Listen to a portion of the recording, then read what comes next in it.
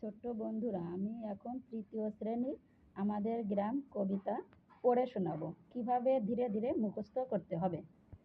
আমাদের গ্রাম, আমাদের গ্রাম, আমাদের গ্রাম। বন্দে আলী মিয়া, বন্দে আলী মিয়া, বন্দে আলী মিয়া, বন্দে আলী মিয়া।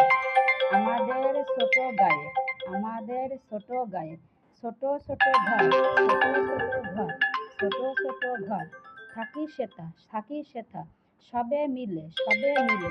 নাহি কেহ পর, নাহি কেহ পর, নাহি কেহ পর। পাড়ার সকল ছেলে, পাড়ার সকল ছেলে, মোরা ভাই ভাই, মোরা ভাই ভাই। একসাথে খেলি আর, একসাথে খেলি আর।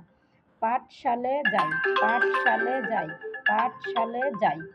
হিংসা ও, হিংসা ও, মারামারি, মারামারি কবু নাহি করি, কবু নাহি করি।